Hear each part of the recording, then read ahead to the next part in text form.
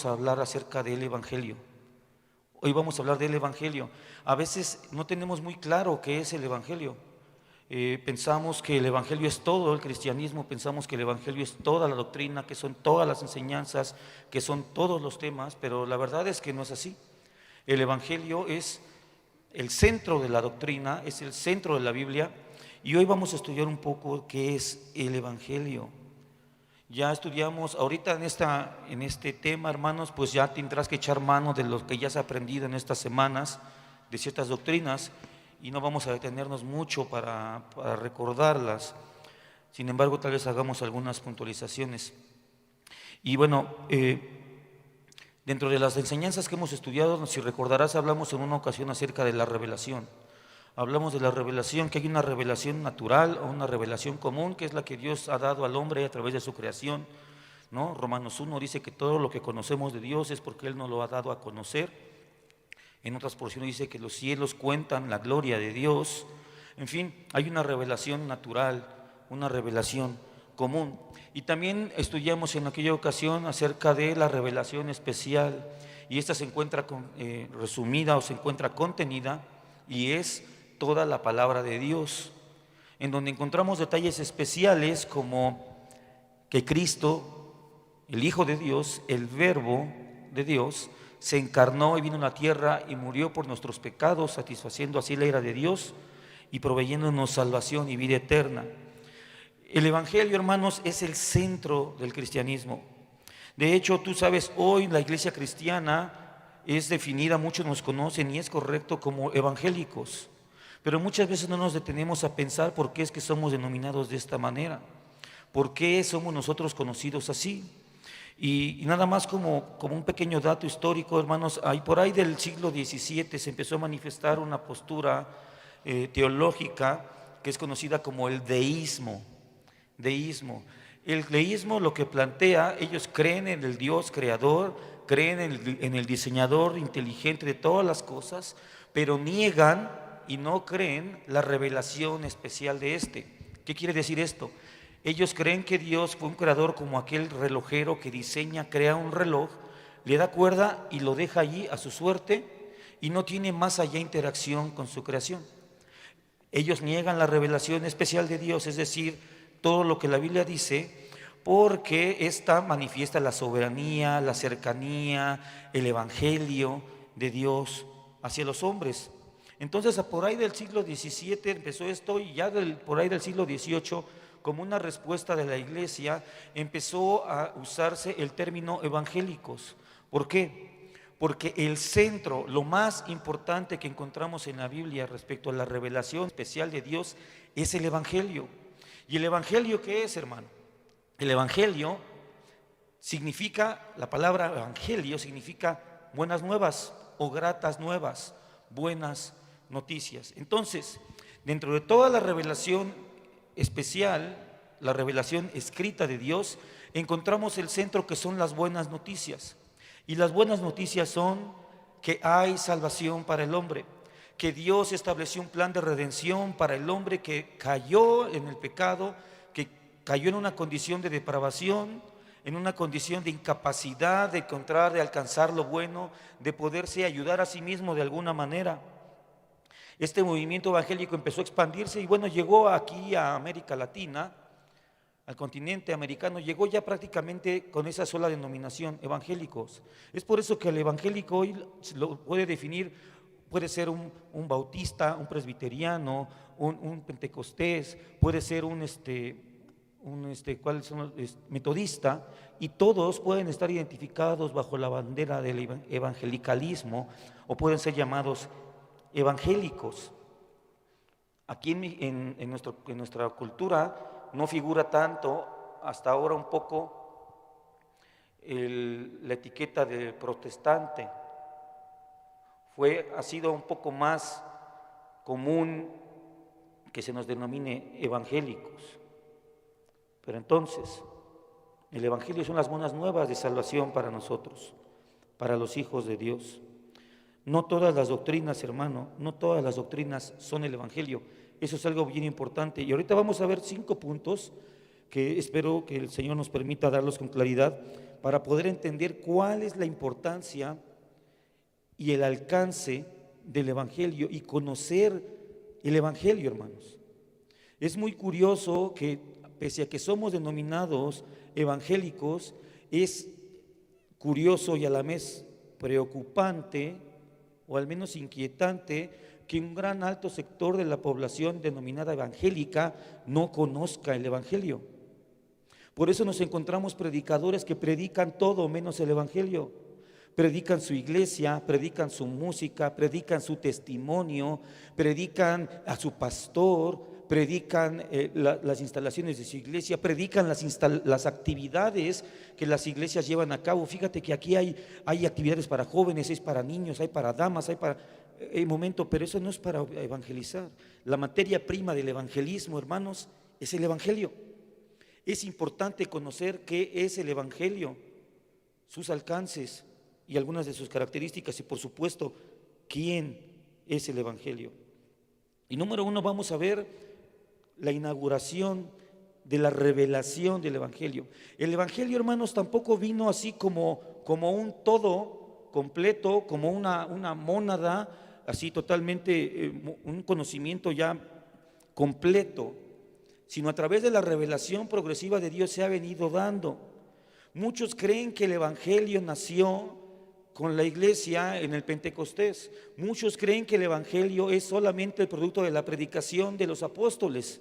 Pero déjame decirte, y vamos, más que yo, vamos a dejar que la Biblia nos explique cuándo empezó la revelación del Evangelio, cuándo se empezó a mostrar al hombre en las buenas nuevas de salvación. No es poco frecuente, hermanos, o es decir, es muy común encontrar un grave error dentro de la exposición de la salvación. Y este es que muchos tienden a pensar y a predicar que la salvación de los hombres después de la cruz es por la gracia, es decir, por el Evangelio. Y algunos piensan y predican que en el Antiguo Testamento todos los hombres y mujeres tuvieron que haber sido salvados de alguna otra manera, porque ellos entienden y creen que el Evangelio nace con la cruz. Pero hermanos, nosotros no creemos que alguien pueda haber sido salvo de alguna otra manera, porque nos meteríamos en graves problemas doctrinales. Nos meteríamos en grandes aprietos, porque la palabra dice que solamente por gracia es la salvación. Nosotros sostenemos las 5 solas como un principio, como una guía, como una brújula que nos ayuda a caminar por una sana doctrina. Nosotros no podemos adoptar este pensamiento. Muchos creen que en el antiguo pacto los hombres tal vez ahí se salvaban por sus obras, que en el antiguo pacto tal vez los corderos que sacrificaron en el tabernáculo tuvieron algún tipo de eficacia en su salvación. Algunos creen que van a ser predicados mientras están dormidos, mientras están en el Seol. En fin, hay un montón de teorías para tratar de justificar la salvación antes de Cristo. Después de la caída, hermanos, el hombre quedó incapaz de alcanzar la vida mediante sus obras. Recuerdas que en el Edén se estableció algo denominado el pacto de obras, que era el cumplimiento de la ley de Dios, que el hombre debía cumplir mediante sus actos de manera positiva, es decir, haciendo algo, o de manera negativa, es decir, no haciendo ciertas cosas, este pacto para alcanzar la salvación. Sin embargo, el hombre no pudo cumplirlo, cayó en el pecado. Y bueno, estamos en la condición en la que nos encontramos hoy. Entonces, Dios en su misericordia nos ha dado a conocer un plan perfecto de redención a través de su Hijo Jesucristo, denominado el pacto de gracia o el Evangelio. Te voy a invitar que abras tu Biblia, por favor, en el primer libro de la Biblia, en el libro de Génesis, capítulo 3. Capítulo 3 de Génesis. Este versículo que vamos a leer es conocido como el protoevangelio, como el prototipo o el primer atisbo de lo que es el evangelio. Después de que viene el pecado, el Señor se acerca al hombre, ejerce su disciplina, le da castigo al hombre, a la mujer y al serpiente. Se asoma el versículo 15. El versículo 15 que es, hoy vamos a meditar un poquito en él, y en algunos otros versículos. Amén. Y dice la palabra del Señor, Génesis 3:15, y pondré enemistad entre ti y la mujer, y entre tu simiente y la simiente suya. Esta te herirá en la cabeza, tú le herirás en el calcañar. El Señor aquí habla al serpiente y le dice: este es tu juicio. Pero en medio de este castigo, en medio de esta acción que el Señor tiene para castigar a la serpiente, se asoma una gran luz de esperanza que nosotros ahora vemos como la primer manifestación de la promesa del Señor para redimirnos. Esta es, hermanos, la promesa del Mesías. La simiente de la mujer es toda la simiente justa. Qué curioso que la palabra usa la palabra simiente para referirse a la descendencia de la mujer, porque la palabra simiente viene de una palabra que se traduce como semilla o como semen. Todos sabemos que las mujeres en su organismo no producen esto. Esto habla de que no se estaba refiriendo, número uno, a algo físico en ella, y número dos, hacía referencia a un varón que había de venir como descendiente directo de esta mujer. Eva misma lo entendió así. Por eso cuando después dice la palabra que Adán conoció a su mujer y tuvieron al primer hijo después de la caída, cuyo nombre fue Caín, la palabra dice que Eva expresó: por la voluntad de Jehová he recibido varón.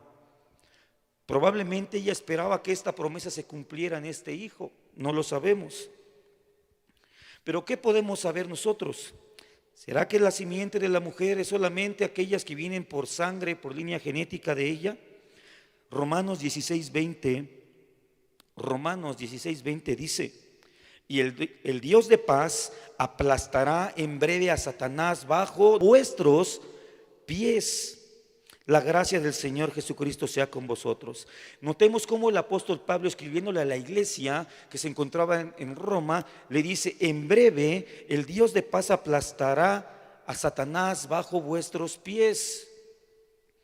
Como haciendo eco de aquellos primeros versículos en el Génesis, que venía una promesa que la descendencia de la mujer aplastaría la cabeza del serpiente.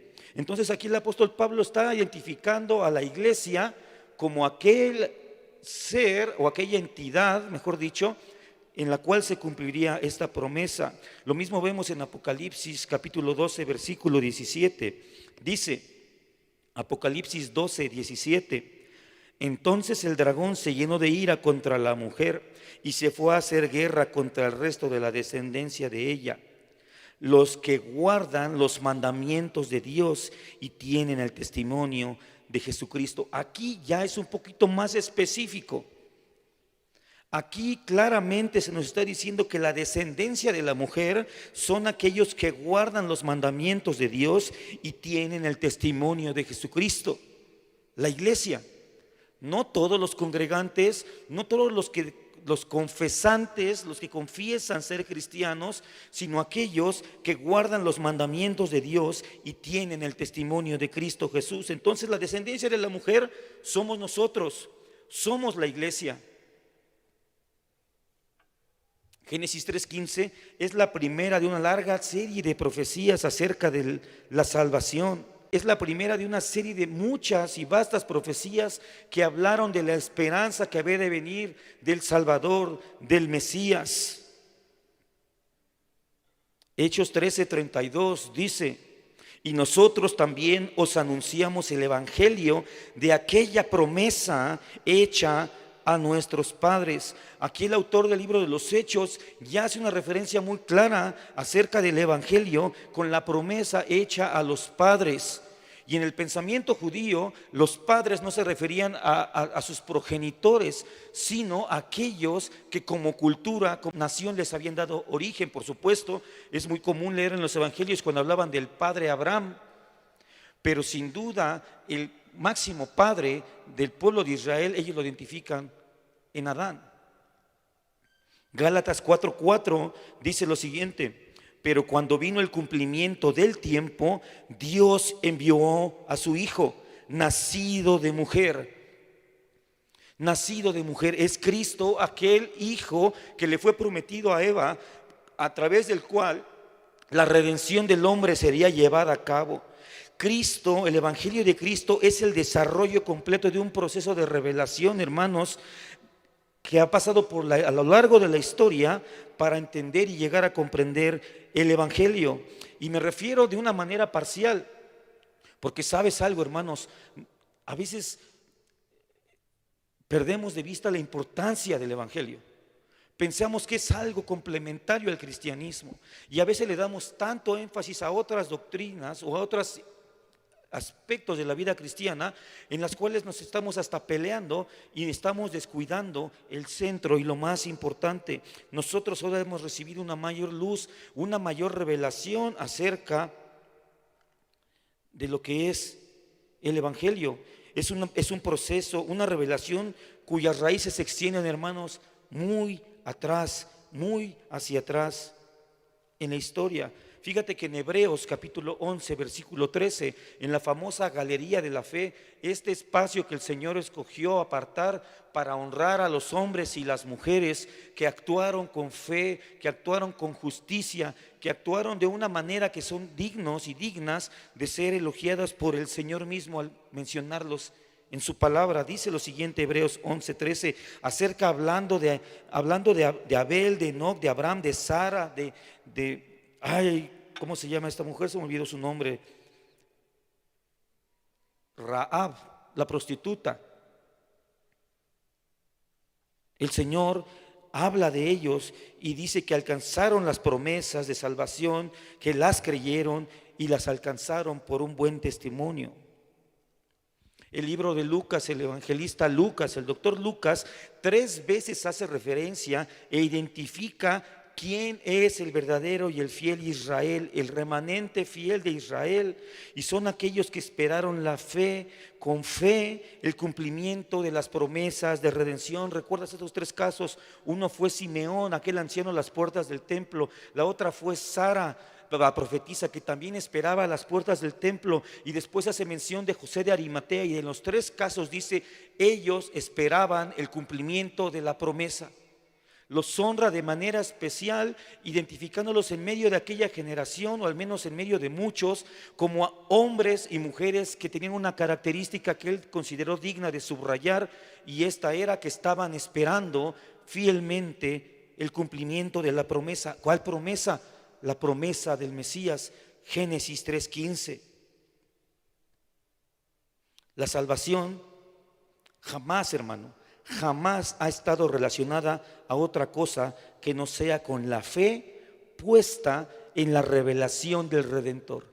Jamás, hermano, eso debes grabártelo en tu mente y en tu corazón. Nunca en la historia ha habido oportunidad, ni la habrá jamás, para que haya salvación para el hombre a través de otro medio o relacionado a otra cosa que no sea en la fe del cumplimiento de la promesa de la revelación del Salvador, del Mesías. Pero nosotros de este lado de la escritura podemos hablar esto con toda claridad, hermano. Pero ¿no te has preguntado qué fue o cuánto fue lo que Adán y Eva pudieron entender cuando el Señor dijo estas palabras? ¿Cuál fue el mensaje que ellos alcanzaron a comprender, a entender en aquel momento?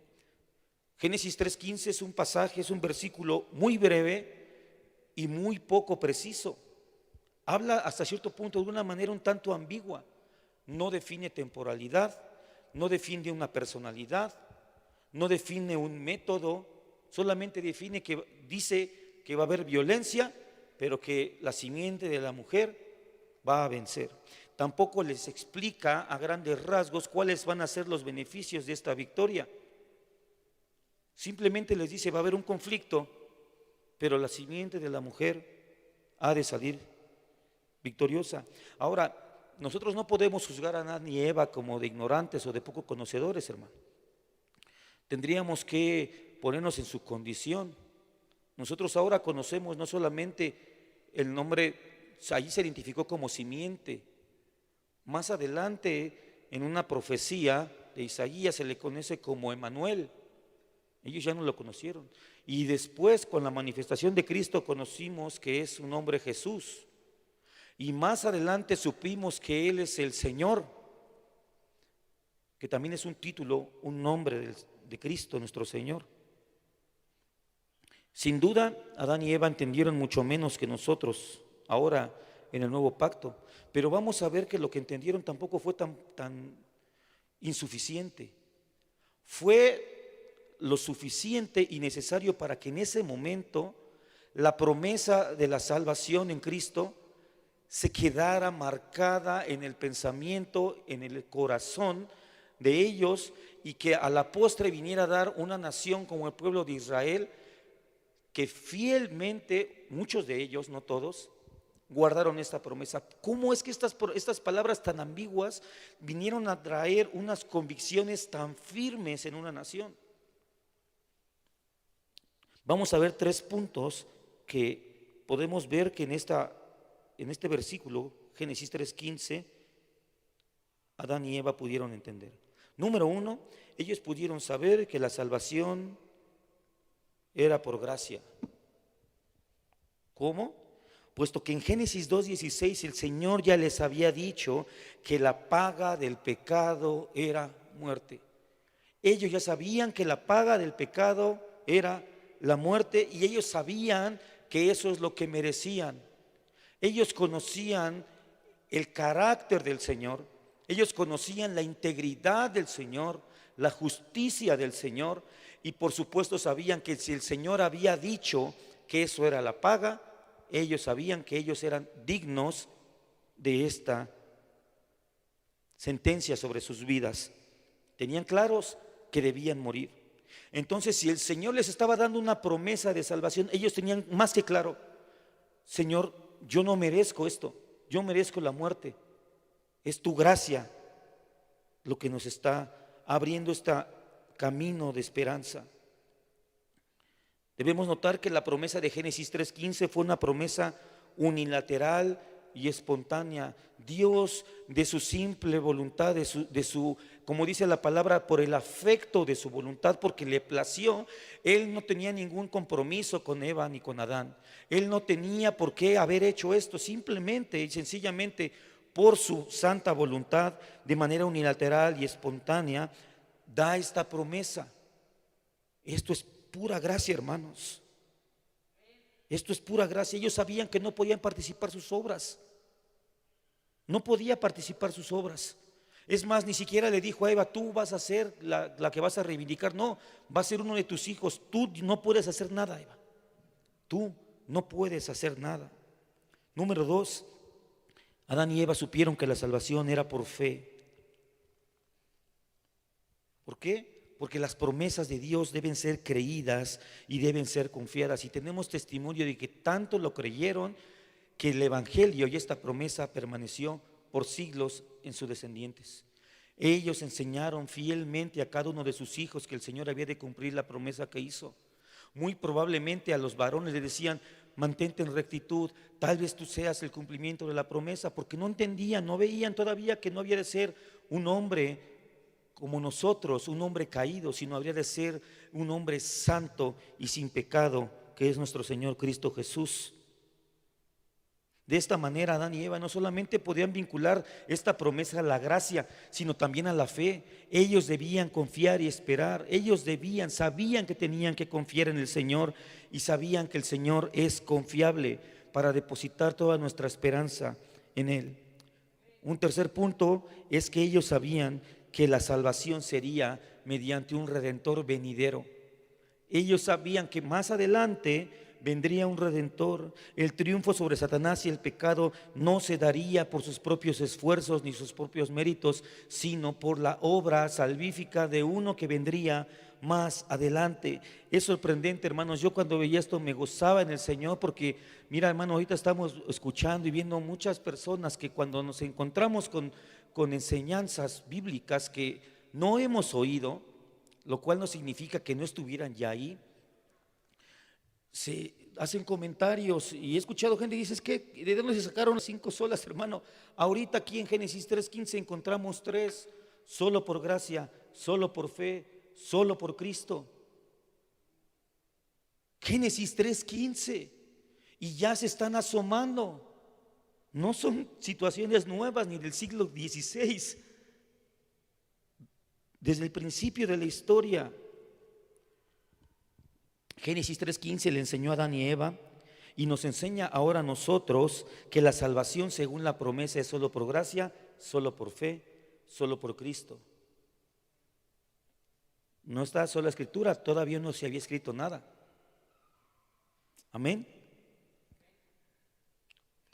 Con esto, hermanos, podemos ver la unidad del mensaje de salvación en todas las épocas.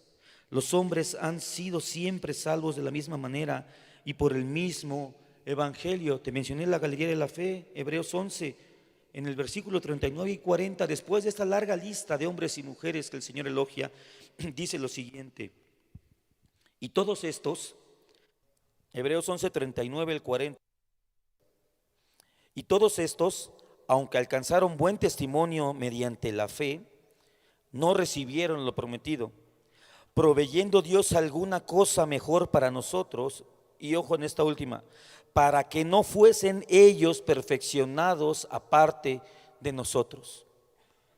Todos en la historia de la redención, en toda la historia de la humanidad, han sido perfeccionados o seremos perfeccionados en el cumplimiento de la promesa del Mesías, que es Jesucristo nuestro Señor. Amén. Entonces el evangelio comenzó a revelarse desde el principio de los tiempos, hermano.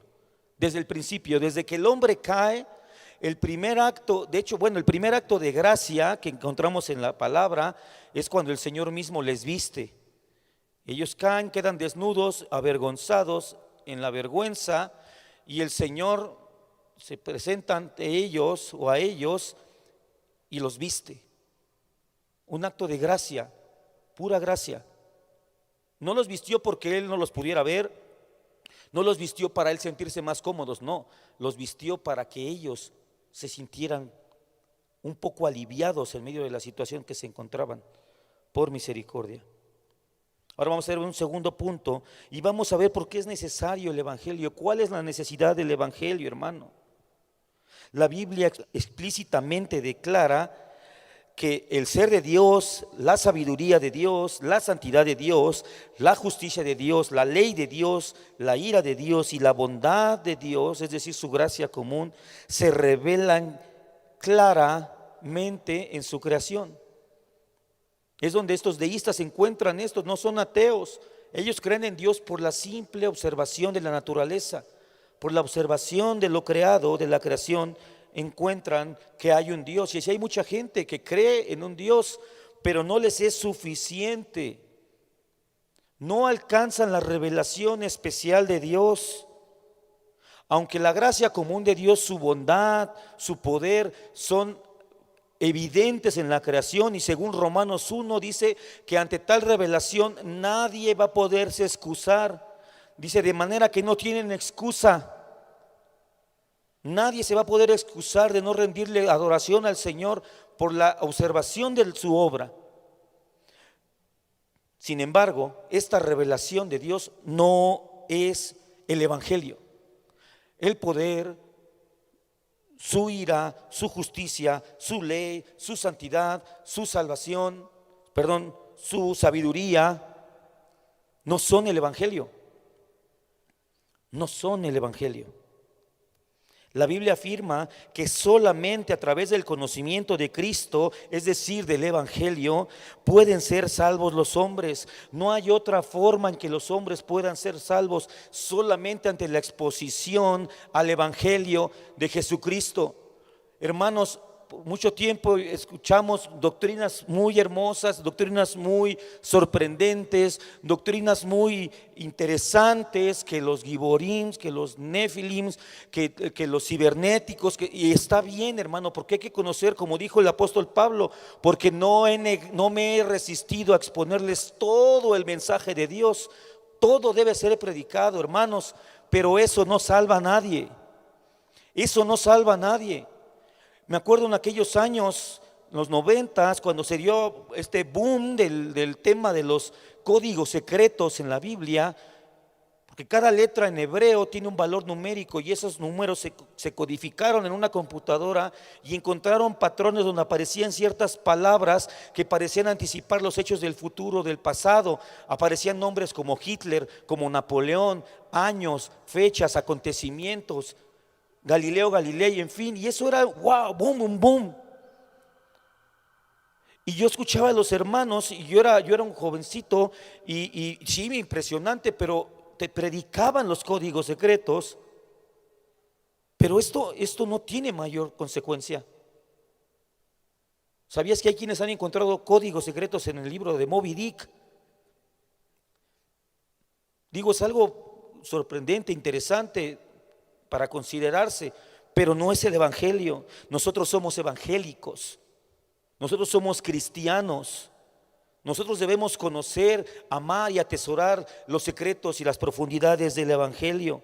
Solamente a través del evangelio podemos alcanzar salvación los seres humanos. Romanos 1:16 dice: porque no me avergüenzo del evangelio, porque es poder de Dios para salvación a todo el que cree. El evangelio es poder de Dios para salvación al que cree, al judío primeramente y también al griego. Romanos en el capítulo 10 del 14 al 16 dice: ¿cómo pues invocarán a aquel en el cual no han creído? ¿Y cómo creerán en aquel de quien no han oído? ¿Y cómo oirán sin haber quien les predique? ¿Quién les predique qué, hermanos? El evangelio. ¿Y cómo predicarán si no fueren enviados? Como está escrito: cuán hermosos son los pies de los que anuncian la paz, de los que anuncian buenas nuevas.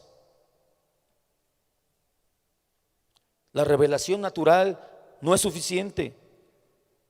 Hay mucha gente que cree en Dios, el diablo cree en Dios, no es suficiente.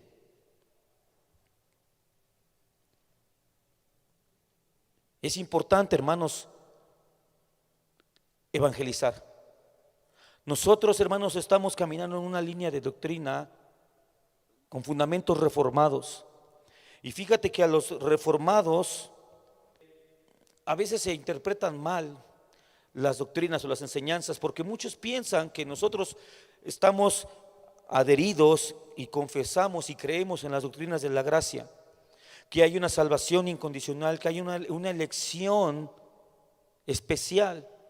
Pero muchos acusan al calvinismo o a las doctrinas reformadas de ir en contra de la expansión del evangelio mediante la evangelización pública. Porque dicen, bueno, es que si tú dices que el que va a ser salvo ya está escogido y va a ser salvo, entonces ¿para qué predicamos? Hermanos, hay muchos pasajes y podemos argumentar muchas cosas, pero a mí me es suficiente una. El Señor nos ordena y nos insta a predicar el evangelio. Con eso me es suficiente. Yo no sé si a ellos, pero para mí eso es suficiente. No tiene el Señor que justificarme más nada. No tiene por qué develarme sus secretos para entonces yo poderle obedecer. El Señor nos invita y nos insta. Y como dijo el apóstol Pablo: ay de mí si no predicara el evangelio. Sin duda, hermanos, la urgencia y la necesidad del mandato de la gran comisión no puede explicarse sin la idea de que sin el evangelio los hombres van a irse al infierno. Si nosotros tenemos claro que solamente por el evangelio el hombre puede alcanzar la salvación, esto nos enfatiza la necesidad del cumplimiento de la gran comisión. La gran comisión es algo, ¿recuerdas que en el Edén el Señor le dijo a Adán y Eva: multiplicaos? Ellos eran la imagen de Dios, sin mancha.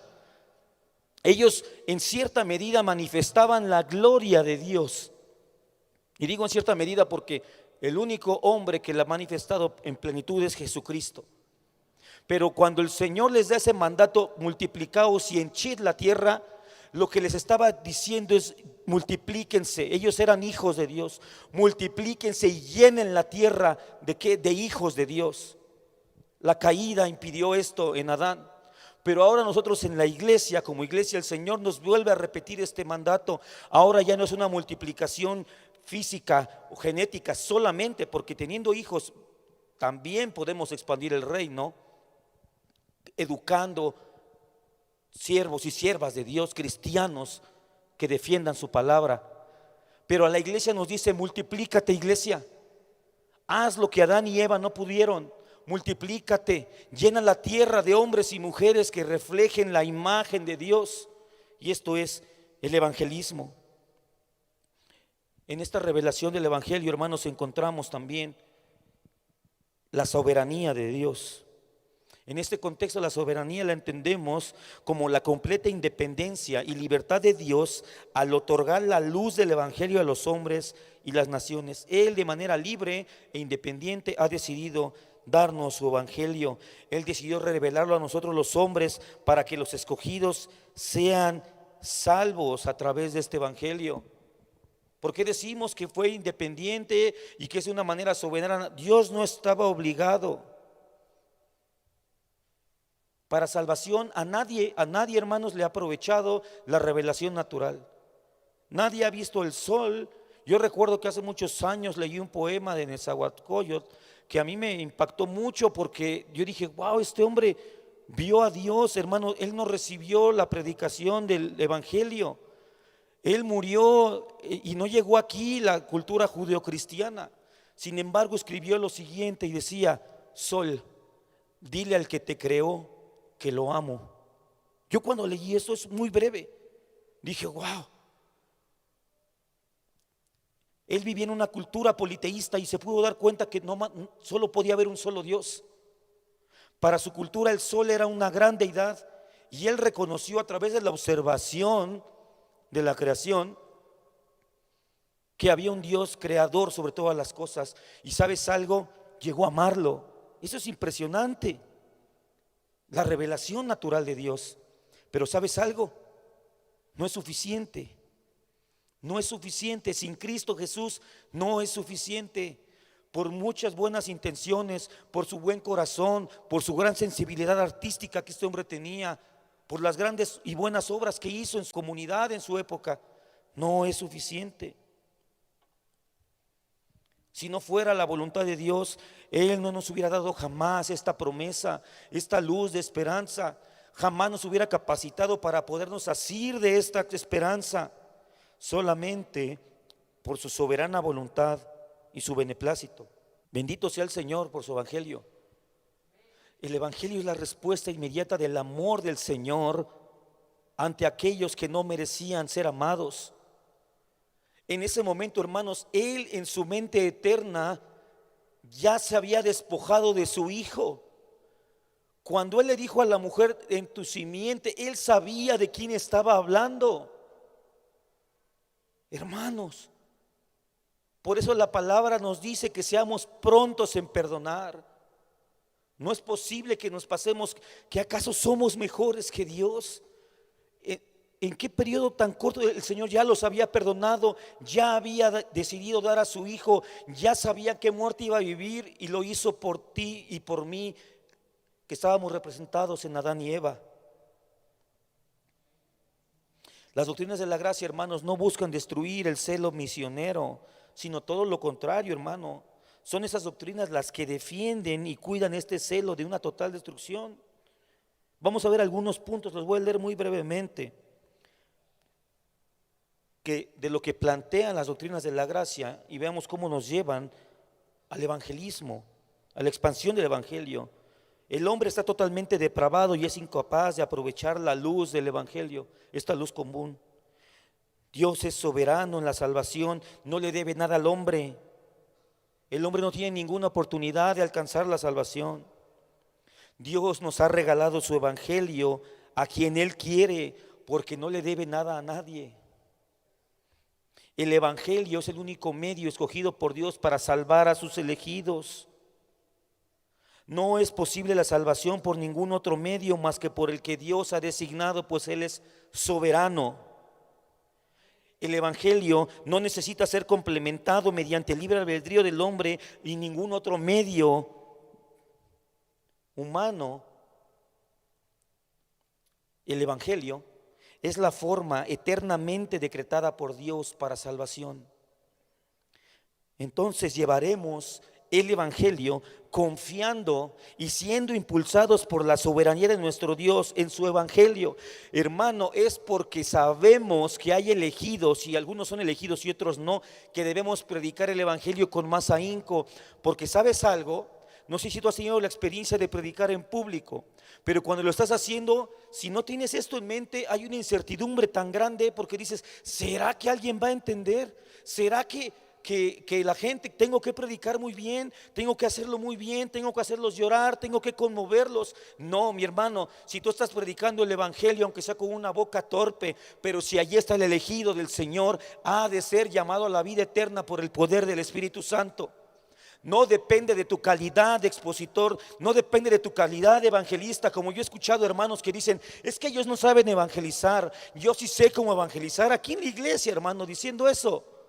Es que ellos no saben, yo les voy a, tú no sabes nada, el que hace la obra es solo y exclusivamente el Espíritu Santo. Y el Señor nos ha dado su evangelio por su Hijo. No podemos atribuirnos eso. Yo sí sé evangelizar, perdóname, podrá ser muy elocuente, pero la sustancia, la materia prima nos la ha dado el Señor. Entonces podemos salir ahora a predicar con este pensamiento. ¿Dónde está? ¿Dónde está el elegido? ¿Dónde está el elegido? Porque hay elegidos, debemos buscar. Es como buscar en un lugar no sabiendo qué encontrar o qué buscar. No, sabemos lo que buscamos, el Hijo de paz. Buscamos al elegido del Señor, a la elegida del Señor. No lo identificamos, pero ahí están. Eso nos debe motivar. Y nos debe motivar aún más confiando en que el Señor, el soberano del universo, ha decretado por su voz toda autoritativa que ante el sonido del Evangelio de Jesucristo los muertos se van a levantar. No depende de nuestro speech, no depende de nuestro discurso. Es el Evangelio, pero hermanos, debemos conocerlo. Debemos conocerlo. El Evangelio es el único medio externo para revelar a Cristo.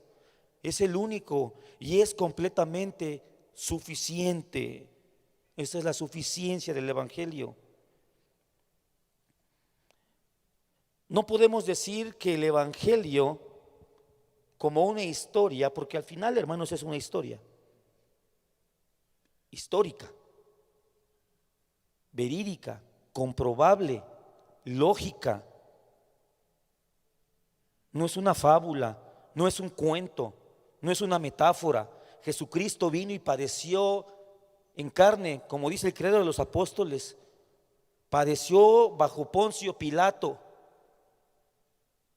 Es comprobable, hermano, pero es una historia.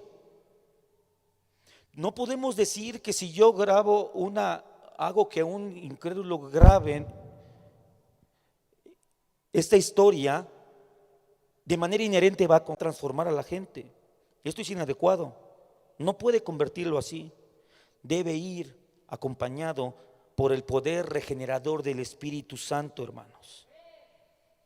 Tampoco estamos diciendo que sea una práctica pagana como estos mantras que repiten algunas religiones, que solamente por repetir un conjunto de palabras o por repetir un discursito como telemarketing, que no es así.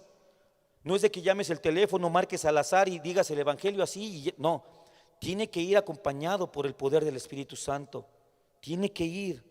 Primera de Corintios 1, del versículo 21 al 24, dice lo siguiente: pues ya que en la sabiduría de Dios el mundo no conoció a Dios mediante la sabiduría, agradó a Dios salvar a los creyentes por la locura de la predicación. ¿De qué? Del Evangelio. Está hablando de salvación. Se pueden predicar otras cosas, sí, pero no son para instruir. Como dice la palabra en Efesios, que la palabra es útil para instruir, para redarguir, para perfeccionarnos, para toda buena obra. Pero para la salvación es necesario que sea a través del Evangelio. Agradó a Dios salvar a los creyentes por la locura de la predicación, porque los judíos piden señales y los griegos buscan sabiduría, pero nosotros predicamos a Cristo crucificado, para los judíos ciertamente tropezadero y para los gentiles locura, mas para los llamados, así judíos como griegos, Cristo, poder de Dios y sabiduría de Dios. ¿Te das cuenta cómo la misma historia tiene dos reacciones? Bueno, en este caso habla tres posturas ante esta historia del Evangelio, esta narración del Evangelio, de lo que Dios hizo, la obra del Evangelio. Para los gentiles locura, para los judíos tropezadero, pero para los llamados es poder de Dios. ¿Y qué es lo que determina esta diferencia? ¿Por qué para unos es locura, para otros es tropezadero y para algunos es poder de Dios? La obra del Espíritu Santo. El Espíritu Santo actuando en nosotros para poder entender.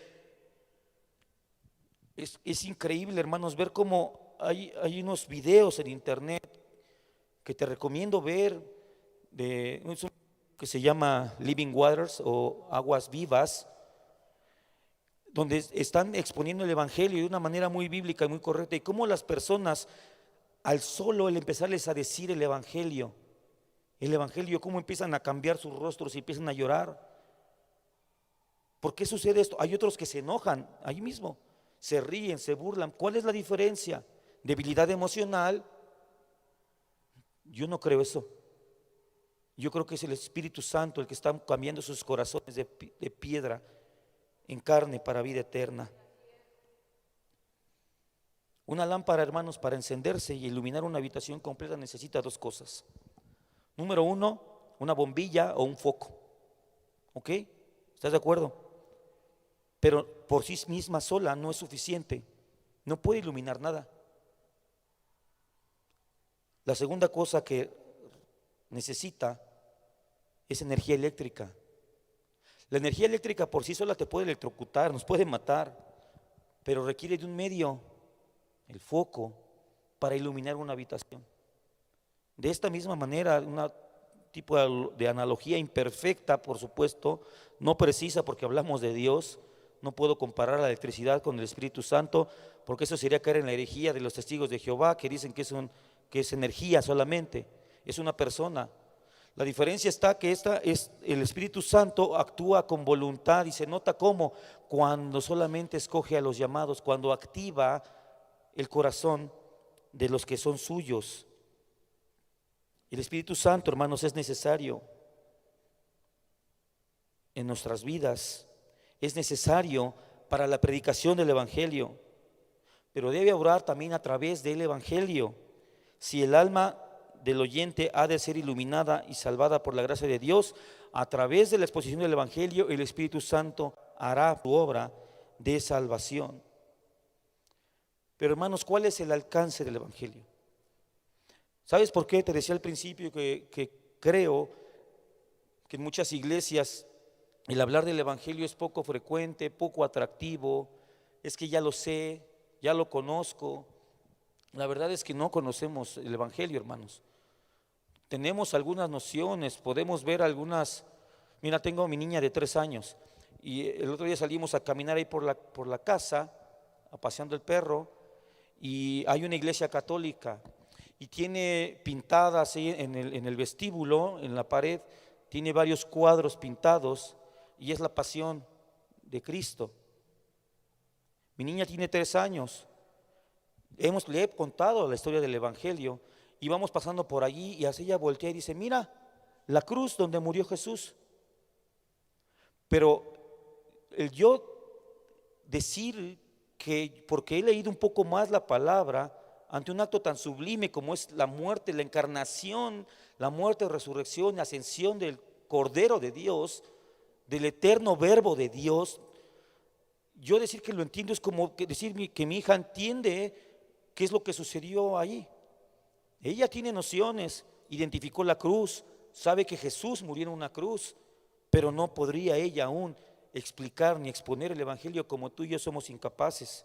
Pero ¿sabes por qué creo que en las iglesias es poco, o en algunas iglesias es poco enfatizado el Evangelio? Y es porque pensamos que solamente es para los inconversos. Y eso es un grave y profundo error. Si de este mensaje no te quedas nada, quédate esto: el evangelio no es solo para los inconversos. Comienza a dar a luz a los hijos de Dios, por supuesto en inconversos. Las buenas noticias sí son el único mensaje útil para salvación, pero no se agota con esta. El evangelio, hermanos, es Dios haciéndose carne. No sé si no alcanzamos a entenderlo, hermanos. No alcanzamos a entenderlo. Si nosotros entendiéramos qué es el evangelio, hermanos, no podríamos estar de pie. No podrías estar, y yo tampoco, sin predicar un día el evangelio.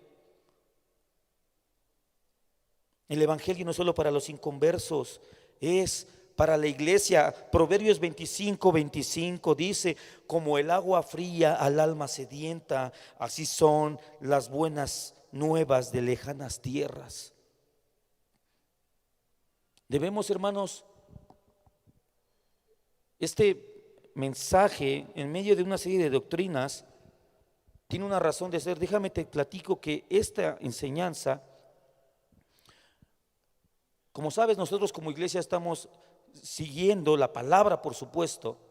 Es nuestra directriz, es nuestra máxima norma de conducta, de fe y de práctica que como iglesia cristiana tenemos.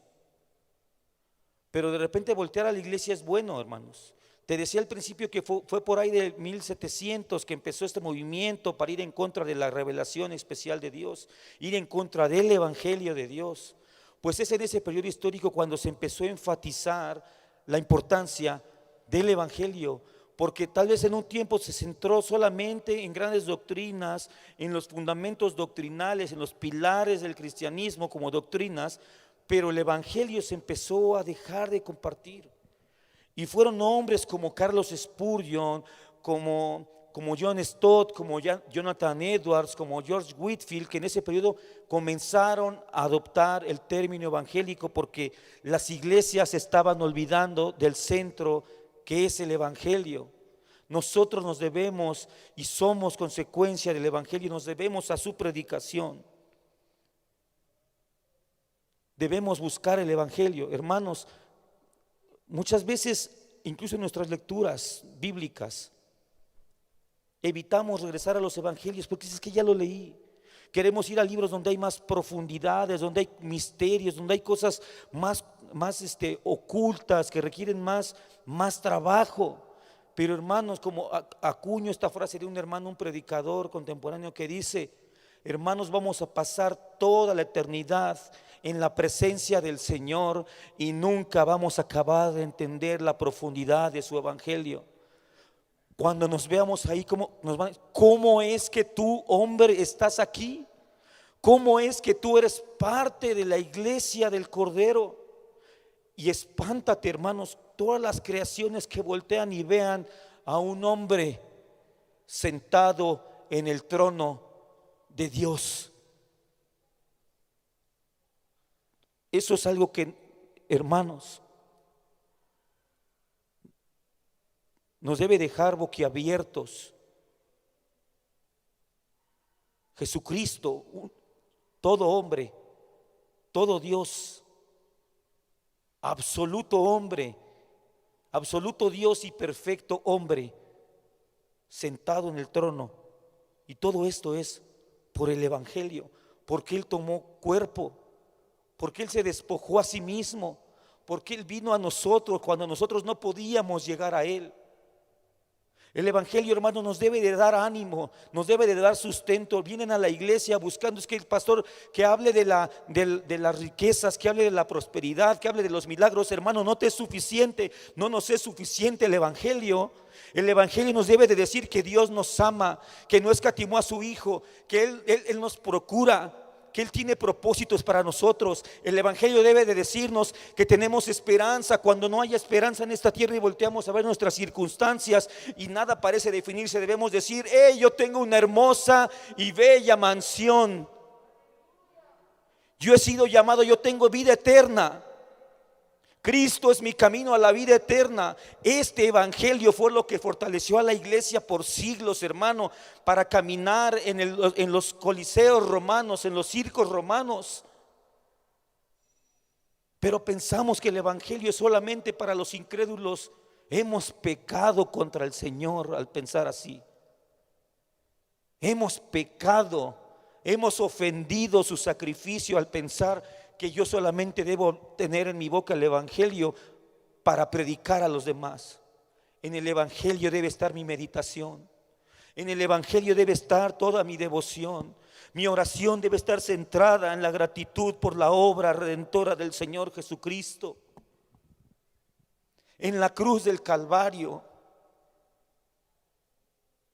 Si nuestra mente fuera reducida solamente a un pensamiento al día, si tu mente solamente pudiera pensar una cosa, si tú eres y yo somos salvos, lo que deberíamos pensar debería estar centrado siempre en la cruz del Calvario. El evangelio nos dice que Dios nos ama, que tenemos esperanza, que todo vale la pena, que no importa lo que suceda con nosotros, que aún tomaran nuestros cuerpos y nos despedazaran, hemos de abrir los ojos en la realidad perfecta y llena de gloria de la presencia del Señor. Si has despedido a tus padres en la fe, a tus hermanos, amigos, el evangelio debe llenarte de alegría y de esperanza de que les volveremos a ver. Si no hay dinero, si tienes hambre, si estás enfermo, el evangelio debe sostenernos y puede sostenernos. Es suficiente. Adán y Eva entendieron que era por fe, por gracia, por Cristo. Muy probablemente murieron esperando, no muy probablemente, seguramente murieron esperando esto. Lo mismo que Abraham, lo mismo que Abel, lo mismo que Enoc, que David, que Moisés,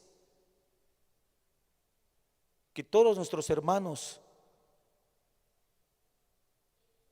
Hace tiempo vi un documental donde encontraron unas cuevas en Egipto donde estaban trabajando los esclavos hebreos, y encontraron una inscripción en el fondo de una mina, en un hueco así, encontraron una inscripción sobre la roca.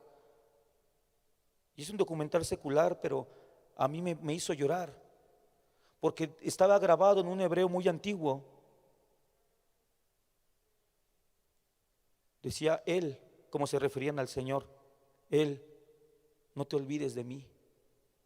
Grabado en una roca de un esclavo judío en Egipto, en tiempos de Moisés. Él tiene esperanza si confió en el Señor, si esperó en el evangelio. Dios no se olvida de nosotros, hermano. Que el evangelio contempla la cruz. Contempla la cruz. No necesitamos más nada.